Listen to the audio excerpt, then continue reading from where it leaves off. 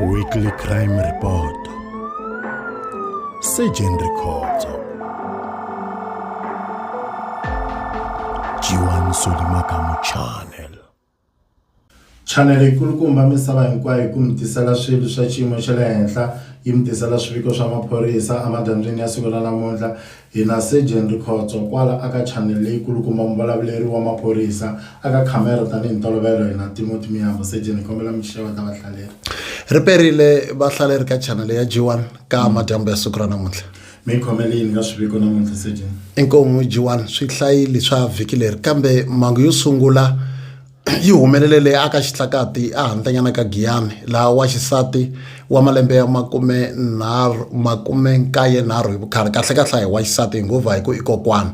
Lexi nga humelela mukhegula a va ri endzeni ka yindlu hi minkarhi ya ndzhenga laha ku ya hi swiviko ku nga kumeka yindlu yeleyo yi khoma ndzilo. Loko vaakatiko va ku va ya a ku pfuneni ndzilo luwa a wu ri na matimba swinene lava nga hetelela va tsandzeka ku pfuna mukhegula.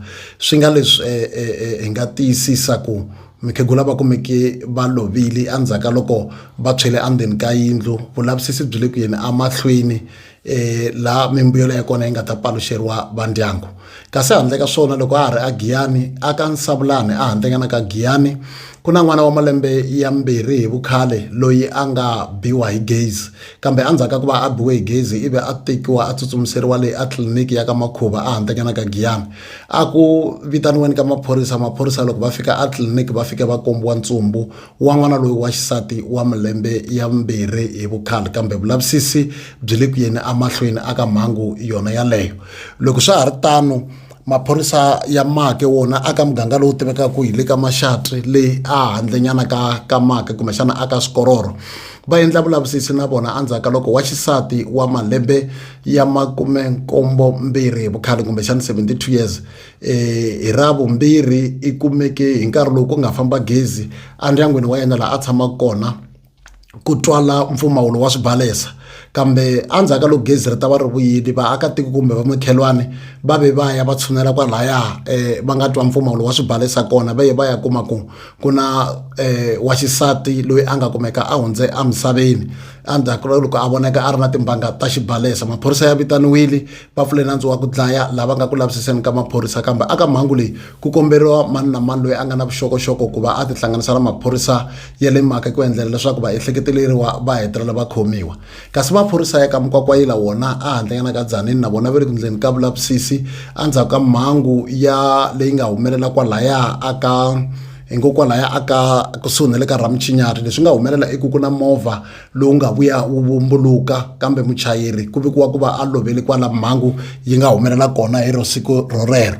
Kasi maphorisa ya Lulekani wona a handlenyana ka Phalavura na wona ya le ku endleni ka vulavisisi endzhaku ka loko vahlampfa va mune va ta va sungule ku lata holova. A swi twisiseki ku xivangelo xa ku holova ka vona a ku ri yini kambe a ku holoveni ka vona va sungule ku lwa laha a ku lweni ka vona ku nga hetelela wun'we wa vona a vonaka a tlele ehansi ku ve ku vitaniwa maphorisa ya le Lulekani. A ku fikeni ka vona maphorisa lama va fike va kombiwa ntsumbu wa munhu wa xinuna lowu a wu ri hansi laha ku nga hetelela ku pfuriwa nandzu wo dlaya kambe va ehleketeleriwa vo valavo van'wani va vona va khomiwini va ta va se va karhi va humelela a khoto ya Lulekani kumbe xana khoto ya Phalavura ku nga ri khale kumbe kwalaya Lulekani.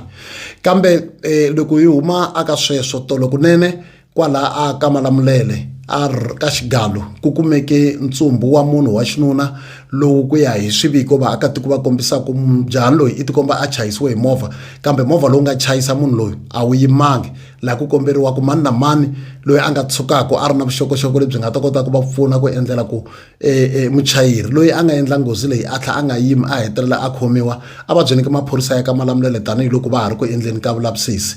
Kasi aka Siyandhani a handlenyana ka Giyani maphorisa ya vitaniwile. Loko va vitaniwa va fike va kombiwa ntsumbu wa ndumulo kumbe xana n'wana wa tin'hweti ta 9 laha loko va lavisisa va fike va kuma timhaka ta ku n'wana loyi wa tin'hweti ta 9 ku ya hi swiviko n'wana loyi a ri ka yin'wana ya ti-early learning center kumbe xana ti-creche laha va nga fika va n'wi dyisa mukapu swi fike swi endla ku n'wana a hetelela a ta lwela ivi n'wana yaloye hi makumu a hetelela a hundze emisaveni laha vulavisisi byi nga ku yeni emahlweni. Kasi hi Musumbunuku aka gondzo leriya ra R81 laha kusuhi na le ka N'wamankena la Mohashi ndhawu liya a yi tshamisekangi hi minkarhi liya ya December ku na ndyangu wo karhi wo huma kwala aka Malamulele matlhelo ya ka Vaminga laha ku nga hetelela ku lovi tatana nsati kumbexana na vana vambirhi. So hi musumbunuko lowu hi humaka aka wona ku tlhela ku va na nghozi ka ndhawu yaliya, nghozi leyi yi nga endleka hi kona laha ku nga vumbuluka movha lowu a wu ri na vanhu vo ringana tsevu kumbexana wa avansa. Endzhaku ka sweswo vanhu valava va tekiwe va tsutsumiseriwa exibedhlele, kambe ku hetelele ku ya lova n'wana wa tin'hweti ta 9 na kona laha vulavisisi byi nga ku yeni amahlweni, vulavisisi bya xivangelo xa nghozi xikan'we na mimbuyelo ya swivangelo swa rifu swi ta nyikiwa va ndyangu. Ku na vaehleketeleriwa vambirhi G1 lava a va humelele a khoto ya Giyani hi milandzu leyi a va hehliwa hi yona. Ku na muehleketeleriwa loyi a tivekaku hi Good Enough Nkuna wa ku tshama a xawela block 23, loyi i muhehliwa aka nandzu luwa wo dlaya ka ku va a mahele ya vhiki lama hi humaku kumbe leri humaka aka rona a hehliwaka hi nandzu wa ku va a dlayiwa xisati ku nga Bongi Mhlongo wa malembe ya 35 hi vukhale. A humelele khoto ya Giyani kantsongo hi Ravunharhu laha a nga fika hi n'winyi a tsan'wa xikombelo xa bail, kambe nandzu wa yena wu hundziseriwa mahlweni i ta vuya khoto nakambe hi siku ra 28 n'hweti leyi nga ka yona ya Mhawuri lembe ra 2025. Kasi muehleketeleriwa kumbe muhehliwa wo hetelela aka swiviko swa hina swa vugevenga i huma leyi aka Ndengeza section A. Lexi nga humelela i ku lembe leri nga hundza hi January kumbexana siku ra 28 n'hweti ya Sunguti lembe ra 2025 i kumeka a ri kun'wana kusuhi na kereke ya ZCC na thavhele leyi nga kusuhana hambiloko yi nga vuli Bodraft Tavern. Muhehliwa loyi i tiveka hi Thomas Maboti Baloyi.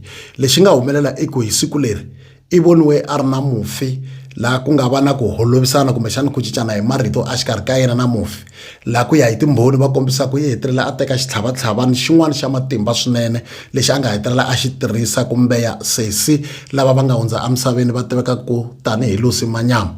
Se muehleketeleriwa i khomiwile lembe leri nga hundza a ri ku tengeni, kambe nkarhi lowu a ri ku tengeni i hetelela a va na nkateko wa ku va a kuma bail.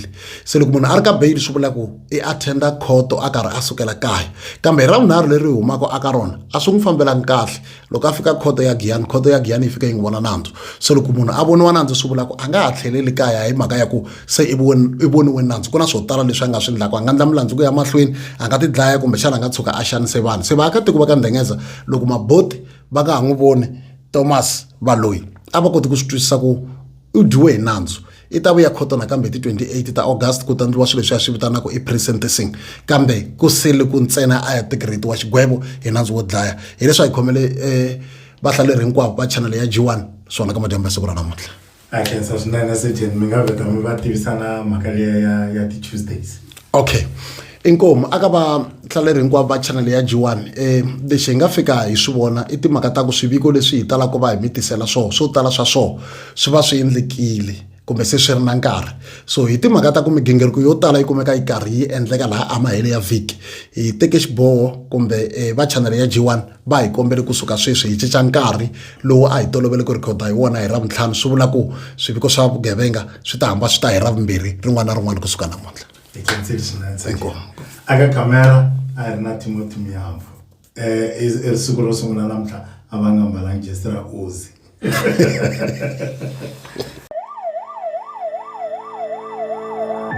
Weekly Crime Report. Sejeni Records. G1 Solimakamu Channel.